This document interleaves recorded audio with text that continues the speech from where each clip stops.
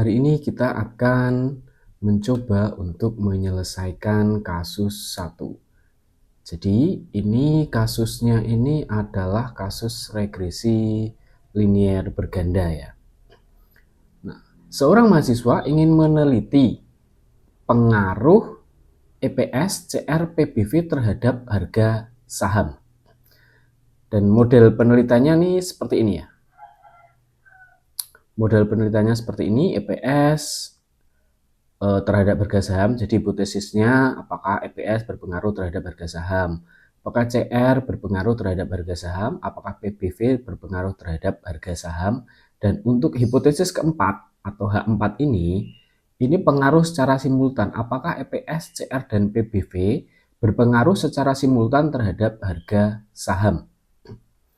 Nah, untuk menjawab pertanyaan penelitian ini, maka kita perlu data-datanya dulu. Kita harus mencari data EPS, CR, PBV, dan harga saham. Dan di sini data sudah disediakan ya. Datanya adalah ini. Keterangan untuk X1-nya EPS, X2-nya CR, X3-nya PBV, dan Y-nya harga saham. Ini ada sekitar 96 data. Nah, data ini akan kita uji dengan model penelitian seperti ini. Nah, dalam menguji regresi linear berganda ini, terlebih dahulu kita harus melakukan pengujian asumsi klasik. Nah, ada 4 pengujian asumsi klasik yang akan kita lakukan, yaitu normalitas, multikolinearitas, heterokedastisitas, dan juga autokorelasi.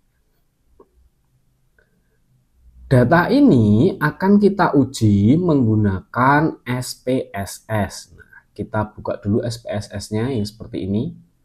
Nah, di sini ada dua ya. Ada dua. Yang pertama adalah data yang ini. Kemudian adalah output. Output ini adalah hasil dari pengujiannya. Kita buka datanya dulu. Di data ini pun juga ada dua tab, yaitu data view. Yang ini data view, kemudian variable view. Variable view seperti ini. Kita masuk ke data view dulu. Nah, data yang dari Excel ini akan kita copy. Excel ini akan kita copy. Kita blok dulu data yang mau di copy. Nah, kemudian silahkan Ctrl C. Lalu masukkan aja ke sini, langsung Ctrl V. Datanya sudah tercopy ya. Ini sudah ada datanya. Ada 96 data. Nah, data ini namanya masih var 1, var 2, 3. Nah, ini akan kita ubah sesuai dengan nama variabel yang tadi sudah dijelaskan di sini. Nah, ini keterangannya X1, X2, X3, dan ininya keterangannya, nama variabelnya. Ini akan kita copy. Yang ini X1, X2, X3 ini silakan di copy, Ctrl C. Lalu kita kasih nama ke variabelnya ini, sehingga nanti yang di atas ini akan berubah namanya. Kita klik ke variable view ya, yang di bawah ini, variable view. Lalu di sini aja klik Ctrl V. Nah, namanya sudah berubah. Jangan lupa menyesuaikan ya measure-nya atau pengukurannya, skala pengukurannya apa. Nah, ini diklik, kita pakai scale karena datanya berupa data scale, semuanya scale ya. Nah, ini. Lalu di sini ada label. Label ini digunakan untuk menulis nama variabelnya itu tadi. Nah, ini. Ini kita klik aja, kita copy. Ctrl C, lalu kita masukkan lagi ke label yang sini. Ctrl V. Nah, sudah. Nanti nama variabel di data view itu akan sama seperti ini. Coba kita klik data view. Sudah X1, X2, X3, dan Y. Dengan jenis skala pengukurannya adalah scale. Sudah ya? Nah, kalau sudah, coba kita cek lagi ke Excel-nya. Tadi kita akan melakukan pengujian asumsi klasik. yaitu normalitas dulu yang pertama ya, normalitas. Kita klik normalitas. Pengujian normalitasnya menggunakan Kolmogorov-Smirnov. Oke, dengan syaratnya ini ya, jika signifikansi di atas 0,05 maka data berdistribusi normal. Kita akan cek multikolinearitas, normalitas, lalu nanti multikol, hetero, dan autokorelasi. Kita cek normalitas dulu. Nah, kita bisa melakukan pengujian asumsi klasik ya. Pengujian asumsi klasik ini langsung satu proses itu bisa digunakan untuk 3 model pengujian. Kita coba dulu, kita analyze. Ini untuk menguji asumsi klasik dulu ya. Asumsi klasik normalitas. Klik analyze, kemudian regression, lalu linear. Dependennya kita masukkan harga saham. Ini masuk ke dependen. Ini tinggal diklik, lalu diklik lagi ini. Dia akan masuk ke sini. Kalau mau dibalikin ya, tinggal diklik yang ini. Nah, dia akan balik. Oke, harga saham ini kita klik, masukkan ke dependen. Dependen itu yang Y, variabel Y. Kemudian X1, X2, dan X3 kita masukkan ke independen. Caranya tinggal klik yang ini, kemudian tahan shift, lalu anak panah ke bawah ya. Jadi kita blok, biar cepat. Lalu tinggal diklik ini, nanti akan semuanya masuk sini. Oke, ini yang independen. Untuk melakukan pengujian normalitas, maka kita butuh yang namanya residual. Nah, kita klik yang save ini. Save. Kita centang yang residual ini, unstandardized residual. Ini kan ada residual, kita pilih yang unstandardized. Kalau sudah kita centang, tinggal continue. Udah. Nah, kita juga akan melakukan pengujian multikolinearitas dan autokorelasi. Maka sekalian saja kita klik yang ini, statistik. Kita klik yang ini, collinearity diagnostic. Ini kita centang. Ini digunakan untuk nanti mengetahui nilai multikolinearitas. Kita juga akan melakukan pengujian uji asumsi klasik autokorelasi. Autokorelasi itu kita menggunakan Durbin Watson. Maka Durbin Watson-nya yang ini juga kita centang. Sudah? Nah, kalau sudah, tinggal kita klik continue. Nah, kalau sudah seperti ini, kita tinggal klik OK. Maka akan muncul hasilnya.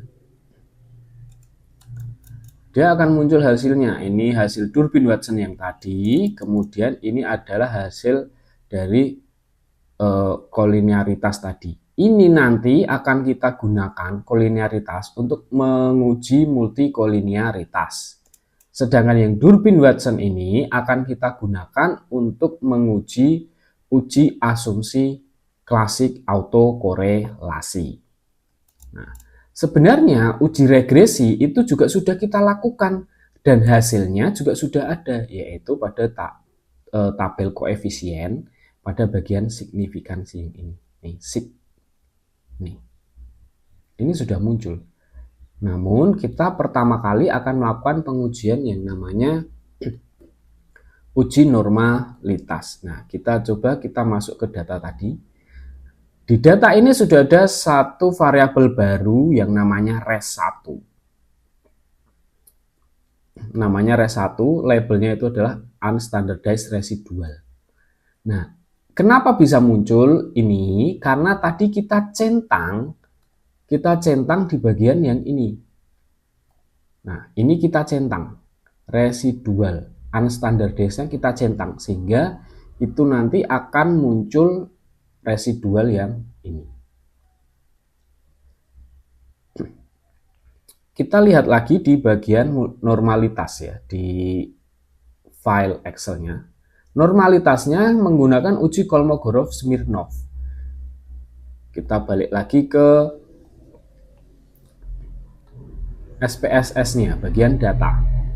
Nah, kita akan melakukan pengujian normalitas Kolmogorov-Smirnov. Oke, klik Analyze, caranya klik Analyze. Kemudian masuk ke non-parametric test, lalu legasi dialog, kemudian one sample KS atau Kolmogorov-Smirnov. Itu tinggal diklik saja. Nah, nanti yang kita masukkan ke tes variabel adalah residualnya tadi, yaitu ini. Yang paling bawah nih. Res 1. Ini tinggal kita klik. Sudah muncul, lalu tinggal klik OK. Nah, ini adalah hasil dari uji normalitas. Kita copy dulu, kita masukkan ke file Excel. Uji normalitas Kolmogorov-Smirnov. Kita taruh di sini saja. Nah, ini one sample Kolmogorov-Smirnov. Cara bacanya adalah kita lihat nilai yang signifikansi ini. Sig titik ini ya. Asymptotic signifikansi ini. Nah, nilainya ini berapa? Nilainya ada di sini. 0,000. Kita copy aja. Kita masukkan ke sini. Nah, sekarang kita lihat syaratnya nih. Apabila signifikansi di atas 0,05, data berdistribusi normal, artinya lolos uji normalitas. Kalau sebaliknya, signifikansi di bawah 0,05, maka tidak berdistribusi normal atau tidak lolos uji. Nah, hasilnya ini bagaimana? Hasilnya adalah 0,00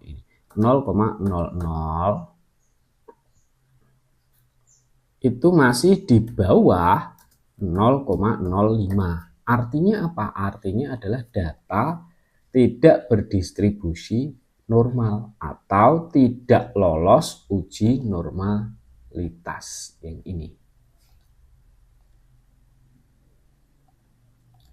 Data tidak berdistribusi normal atau tidak lolos uji normalitas. Ini ya. Nah, sekarang kita coba uji multikolinearitas. Ini pengujian multikolinearitas. Nah, pengujian multikolinearitas ini hasilnya sudah ada tadi karena kita sudah centang yang collinearity diagnostic. Yang ini ya. Tadi kita sudah centang yang collinearity diagnostic yang ini ya.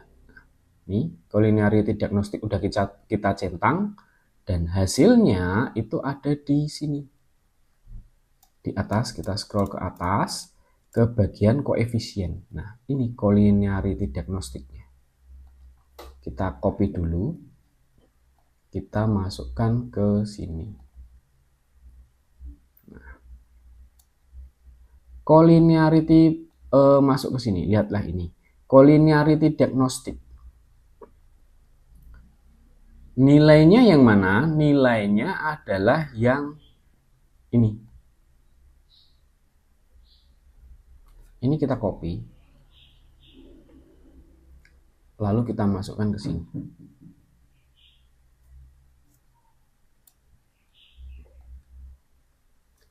Syaratnya apa? Syaratnya adalah yang ini. Kalau tolerance yang ini ya, nih, yang ini tolerance. Karena ada katanya nih, tolerance.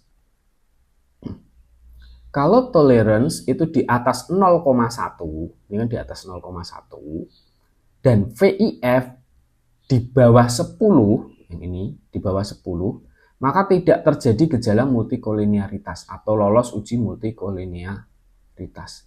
Nah, kita lihat nih, apakah ini X1 ini di atas 0,1. Nah, ternyata 0,8 di atas 0,1. 0,9 juga di atas 0,1. 0,8 di atas 0,1. VIF-nya gimana? Apakah VIF-nya di bawah 10? Ya, ini karena 1,1 itu pasti di bawah 10. Ini kan 1, semua, 1, di bawah 10.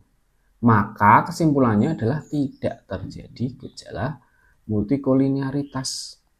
Tidak terjadi. Artinya kesimpulannya adalah dia lolos multikolinearitas. Berarti ini sudah pengujiannya sudah selesai untuk pengujian multikolinearitas ya. Nah, pengujian selanjutnya adalah heteroskedastisitas. Nah, heteronya kita pakai uji Glaser. Ya, uji Glaser. Kita coba masuk ke data lagi, ke SPSS-nya, masuk ke data. Kita akan melakukan pengujian Glaser. Nah, pengujian Glaser itu nanti butuh satu variabel lagi di sini, yang namanya itu adalah absolute residual. Jadi intinya residual yang ini akan kita buat bentuk absolutnya. Caranya adalah kita klik menu transform, compute variable. Nah, kita klik, kita kasih nama aja absolute residual, misalkan kita singkat aja ABS underscore RES atau absolute residual. Nah, numeric expression ini kita geser dulu. Numeric expression ini digunakan untuk apa? Untuk menulis rumusnya. Rumus absolutnya gimana sih? Nah, kita klik aja di sini arithmetic. Klik, kemudian cari ABS. ABS ini adalah absolute. Ini runs the absolute value. Absolute value. Ini bagaimana caranya pindah? Tinggal di double klik. Ini dia, double klik, dia akan pindah ke atas. Ada ada tanda tanya ya.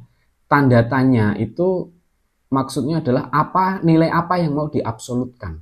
Nah, kita akan mengabsolutkan nilai residualnya yang ini ya. Maka ini diklik, masukkan ke situ. Tanda tanya tadi itu akan berubah menjadi res 1. Res 1 adalah ini ya, residual 1. Kalau sudah seperti ini, tinggal klik OK.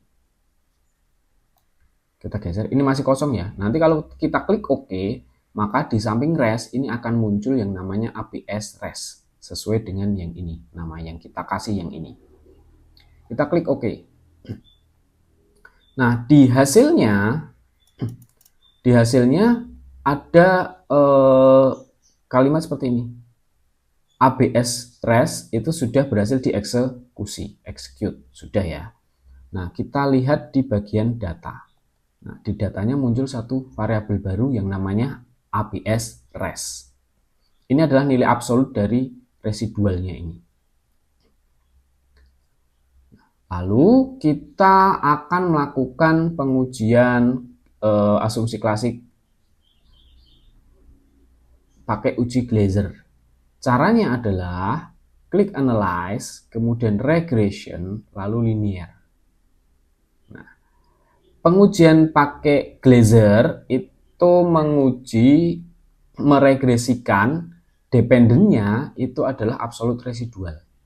Maka ini kita tinggal klik aja, kita balikin ke sana, lalu dependennya kita ganti ABS res.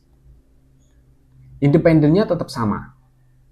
Kemudian karena tadi kita statistiknya kita centang collinearity, ini kita uncentang, Durbin Watson juga uncentang continue. Lalu yang save tadi ini juga di uncentang. Kita klik continue lagi. Kalau sudah seperti ini, maka kita tinggal klik OK. Nah, maka akan muncul nih dependent variabelnya adalah yang ini ya, koefisien dependent variabelnya adalah absolute residual. Nah, data ini akan kita klik atau kita copy, Ctrl C, lalu masukkan ke Excel yang tadi ini. Kita masukkan Ctrl V. Tunggu, kita masukkan ke Ctrl V. Nah, lalu syaratnya yang mana sih? Hasilnya yang mana? Hasilnya adalah yang sig ini. EPS ya. Nah, kita lihat yang bagian signifikansi. Yang ini ya, nih, signifikansi yang ini. Kita lihat signifikansi untuk X1, X2, dan juga X3.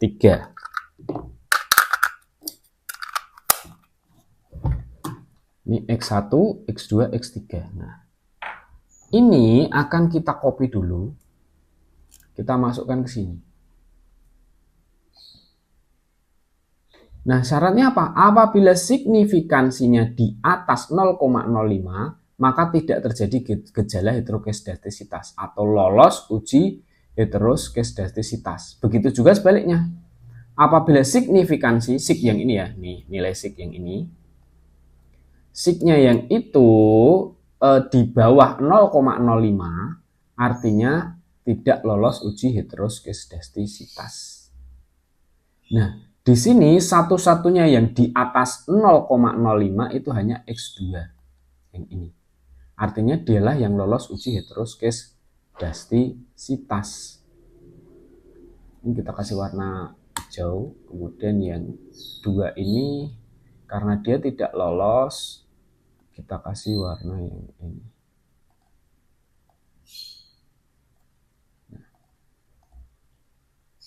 Ini cara untuk membaca hasil uji heteroskedastisitas. Ingat ya, di bagian yang tabel koefisien dengan dependent variable absolut residual.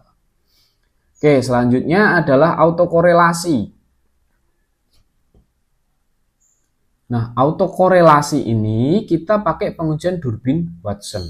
Durbin-Watson itu nanti akan membandingkan nilai Durbin-Watson dengan nilai Durbin-Watson tabel. Nah, nanti kita akan buka dulu, berarti kita butuh nilai Durbin-Watson tabel. Nah, dalam mencari nilai Durbin-Watson, kita tadi sudah melakukan pengujian di awal. Durbin-Watson itu sudah muncul di hasil. Nah, ini hasilnya. Hasil Durbin-Watson itu yang mana? Yang tadi kita muncul di awal, ada nilai Durbin-Watson. Nah, ini ada nilai yang model summary yang ini ya, yang pertama kali nih ya, regression pertama kali kita, yang di bagian model summary ini. Nah, ini Durbin-Watson. Nilainya sudah muncul nih, 1,281. Ini kita copy dulu ke Excel-nya tadi. Masuk ke sini aja. Tunggu. Biar agak rapi.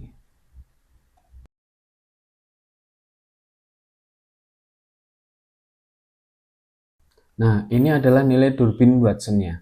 1,281. Kita tulis di sini nilai Durbin-Watson-nya 1,281. Nah, kita lalu mencari nilai DU dan juga 4 min DU.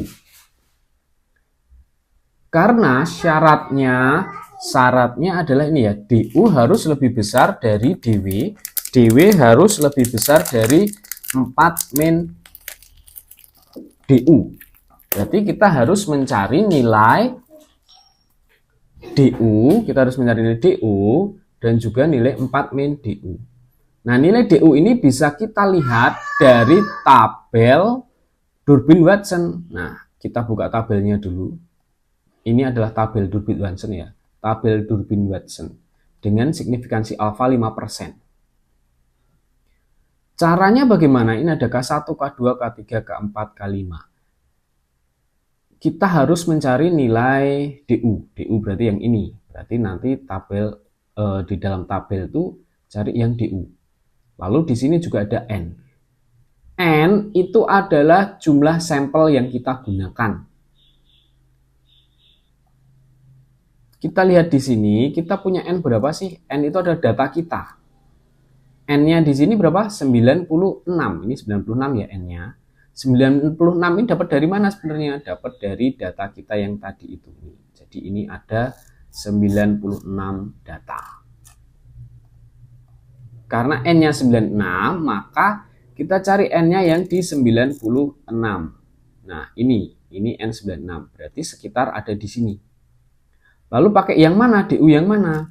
DU-nya itu kita tunjukkan bahwa ini kan ada K1, K2, K3, K4, K5.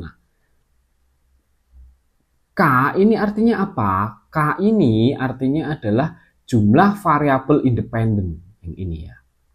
Jumlah variabel independen. Jumlah variabel independen kita berapa? Variabel independen itu adalah variabel X. X-nya berapa? Ada 3, X1, X2, X3. N itu adalah jumlah sampel atau jumlah data yang digunakan, yaitu 96. Maka DU-nya ada di 3 dan 96. K-nya 3, kemudian N-nya 96. K3 di mana? Ini K3. Lalu di DU-nya yang ada di sini. Kemudian N-nya yang 96. Kita lihat, kita turun ke bawah. Nah, kita akan ketemu DU-nya. Yang ini. 1,7326. Kita tulis 1,7326. Nah, ini adalah DU.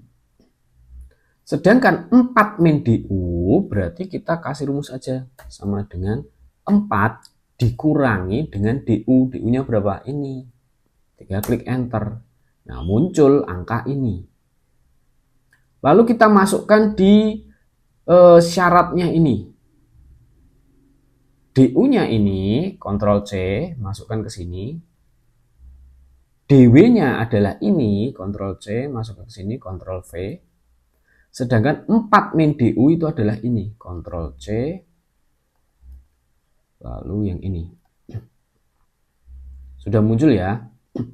Nah, sekarang kita masuk ke syaratnya. Apakah DU yang ini itu lebih kecil dari DW? Nah, ternyata menurut hasil ini, hasil nilai ini ya, itu malah terbalik. DU-nya lebih besar daripada DW. Maka ini lambangnya begini.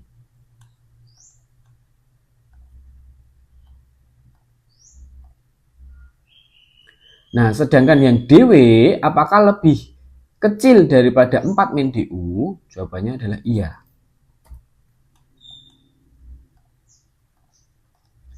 Nah, karena syaratnya seperti ini, sedangkan hasilnya itu tidak sesuai dengan syaratnya, karena yang ini ya, yang ini tidak sesuai dengan syaratnya,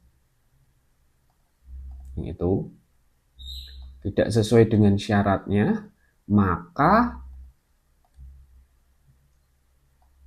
kesimpulannya adalah terjadi autokorelasi.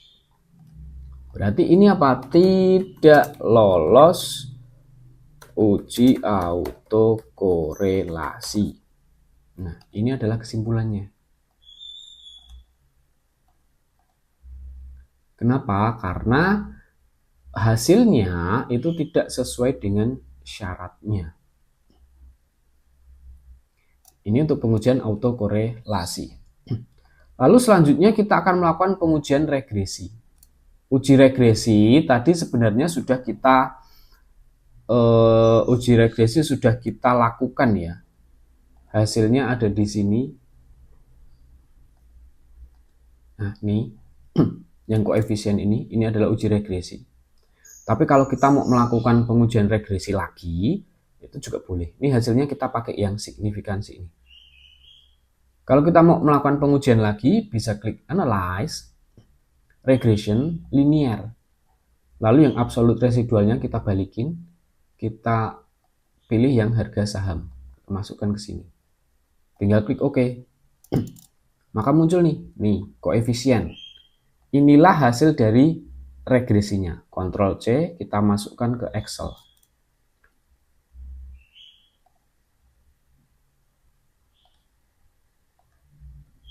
Nah, ini dia.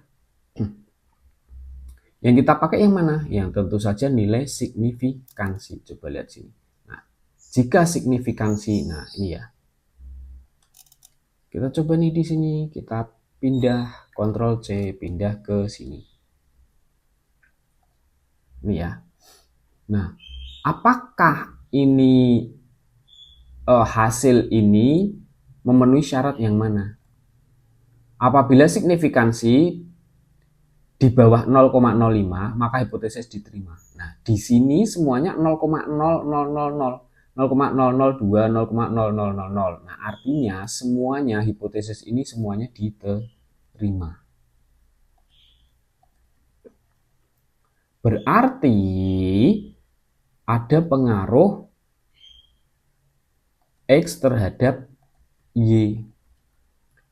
X1, hipotesis 1 diterima, hipotesis 2 juga diterima, hipotesis yang ketiga juga diterima.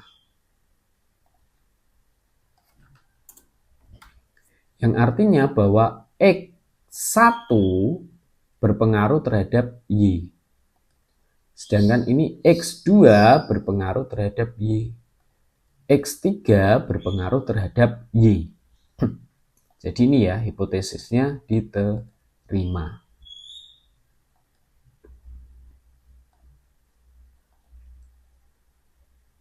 Nah, sedangkan hipotesis keempat tadi ya menurut gambarnya itu kan kita punya nih ya hipotesis keempat.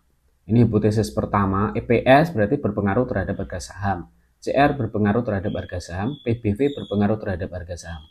Sedangkan yang hipotesis keempat ini, kita akan melakukan pengujian ANOVA.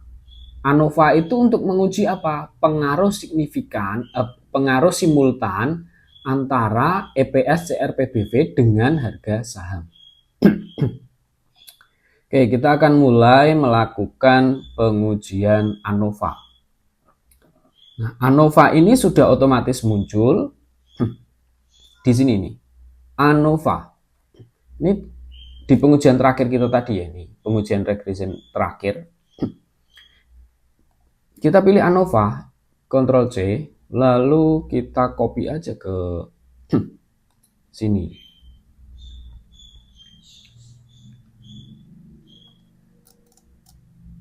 Atau kita taruh bawah sini. Nah, ANOVA itu nanti bagaimana sih cara menilainya? Nah, kita lihat aja signifikansi yang ini. Sig ya ini ya. Signifikansi ini. Kita copy dulu, masukkan ke sini. Syaratnya apa? Ya sama, apabila signifikansinya di bawah 0,05, maka hipotesis diterima. Dan ini ANOVA-nya atau uji simultannya itu signifikansinya di bawah 0,05 karena ini signifikansinya 0,000,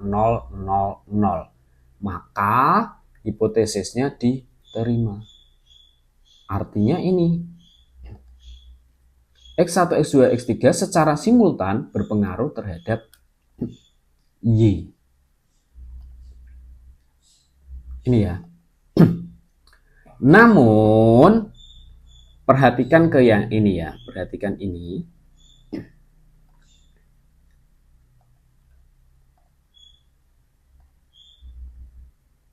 Sekasih yang lebih gede lagi. Hasil pengujian ini bisa digunakan apabila semua pengujian asumsi klasik diterima atau lolos uji asumsi klasik. Karena tadi beberapa tidak lolos ya, multikolinearitas dan normalitas juga tidak lolos. Bukan multikol malah lolos ya. Heterosnya, hetero tidak lolos, normalitas tidak lolos, dan autokorelasi juga tidak lolos. Maka hasil pengujian ini, hipotesis ini, hasil regresi ini belum dapat diterima atau belum dapat digunakan. Jadi saya cuma memberikan tutorial untuk bagaimana sih cara untuk mengetahui hasilnya. Lalu bagaimana jika terjadi kasus seperti ini? Maka kita harus melakukan pengolahan data lebih lanjut agar semua asumsi klasik itu bisa lolos. Caranya dengan apa? Ya caranya bisa mungkin menambah data, atau membuang outlier, ataupun juga melakukan transformasi data. Dan itu akan saya berikan tutorialnya di video yang lainnya. Selanjutnya kita akan melakukan pengujian koefisien determinasi. Ini ya, koefisien determinasi. Uji koefisien determinasi itu kita menggunakan nilai adjusted R-square. Dapatnya dari mana nilainya? Tadi juga sudah muncul. Nah, kita masuk ke yang ini ya, hasil regresi yang terakhir tadi. Adjusted R-square itu ada di model summary yang ini, yang di atas. Ini tinggal kita klik copy aja, kita masukkan ke sini. Nah, ini kita pakai yang ini, R-square yang sudah di-adjust. Nah, R-square yang sudah di-adjust ini nilainya pasti lebih kecil dari nilai R-square. Kenapa alasannya pakai adjusted R-square? Karena variabel X-nya itu minimal 3 atau lebih banyak dari 3, itu kita pakai adjusted R-square. Tapi kalau cuma variabelnya 2, itu boleh pakai R-square saja. Kita pakai yang adjusted R-square, 0,72. Kita copy, kita masukkan ke sini. Nilai adjusted R-square 0,72. Artinya apa sih? Artinya kemampuan variabel X1, X2, X3 untuk mempengaruhi variabel Y adalah 0,72 atau 72%. Dan sisanya sebesar berapa? 1 kurangi ini 0,28. Klik sisanya sebesar 0,28 atau 28% dipengaruhi oleh variabel yang lain. Maksudnya bagaimana sih? Maksudnya penelitian kita tadi kan cuma meneliti 3 variabel X1, X2, X3. Nah, kalau Y-nya ini berubah, maka perubahan itu dimungkinkan karena variabel X1, X2, X3. Berapa besar sih pengaruh X1, X2, X3? Yaitu pengaruhnya sebesar 72%. Nah, lalu pengaruh yang lainnya, sisanya itu dipengaruhi oleh apa? Ya, dipengaruhi oleh variabel lain yang kita tidak tahu variabel itu variabel apa. Karena kita tidak melakukan penelitian terhadap variabel yang lainnya. Jadi kita hanya melakukan penelitian terhadap X1, X2, X3. Itu artinya. Oke ya, untuk tutorialnya saya cukupkan sekian dan semoga kalian bisa memahami dengan baik. Dadah.